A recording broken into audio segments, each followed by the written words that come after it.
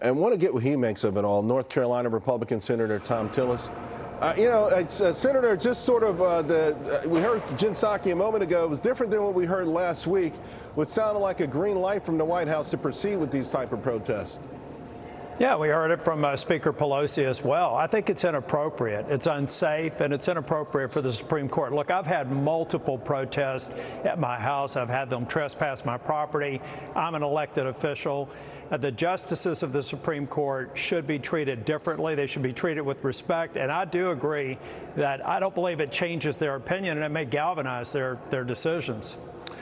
You mentioned Pelosi, and we just heard where Pelosi called it suggested that there's a righteous anger, and that should be fuel for these sort of protests. Are you worried that's pushing the envelope a little bit? I do. I think it's completely inappropriate. This is somebody who witnessed what happened on January the 6th. Was that righteous anger? I mean, this makes no sense whatsoever. The actions that they're taking are completely counter to the democratic process. If they want to get a policy through, run for office or vote for the people who support you. Hold us accountable, but stay away from the Supreme Court. Seems like maybe it not only galvanizes the Supreme Court, but Washington, D.C., this vote that was just mentioned, it seemed like a bipartisan vote to step up protections for SCOTUS. Yeah, we have to step up protection because now, this is laying, I think, the groundwork for seeing this no matter what ideology controls the majority of the Supreme Court. Hopefully that won't happen.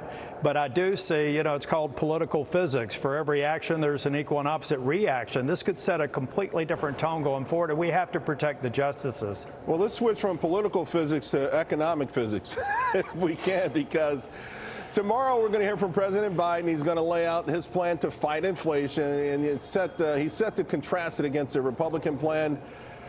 What do you make of it? Because from what I've heard, what we've read, it feels like more of the same, a lot of spending and a lot of blame game.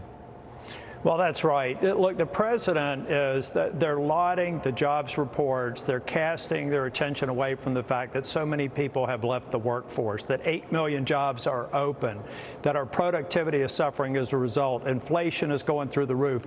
All the gains and wage increases that we've seen over the past 18 months have been eclipsed by spiraling inflation. And now we're headed, I believe, in the direction of a recession, and it's going to hurt hardworking people in North Carolina and across the nation.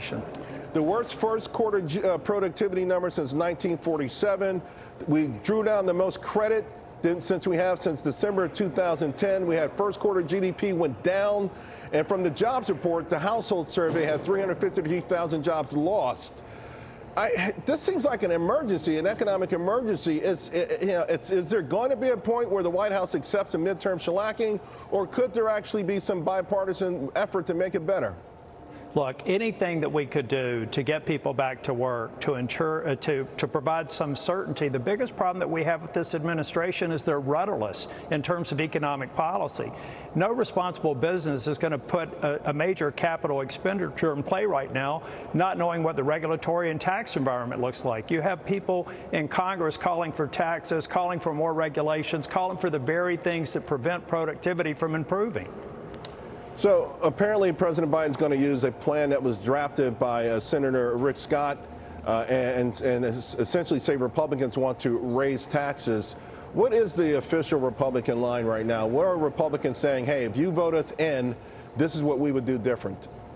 Well, we voted with the Jobs and Tax Cuts Act that we passed is one of the primary reasons we've done as well as we have against the headwinds of COVID. This is not the time to raise taxes. This is the time to lower taxes, recognize that working families are suffering, but the job creators also need relief, particularly all the regulatory burdens and uncertainty in this administration. I serve on the Banking Committee, Charles.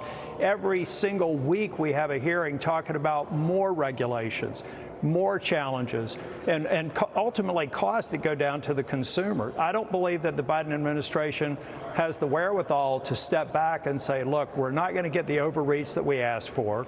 We're not going to get the tax increases that we asked for, but work with reasonable-minded members who will do anything we can to get people back to work. I just read where the loan-to-deposit ratio is the lowest in history.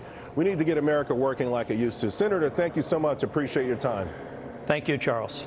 Hi, everyone. I'm Brian Kilmeade. I want you to do me a favor. I want you to click to subscribe to the Fox News YouTube page. This is the only way that I know for sure that you're not going to miss any great commentary, any great news bites, any great interviews coming your way on Fox. You can get it all here on YouTube. So subscribe right now.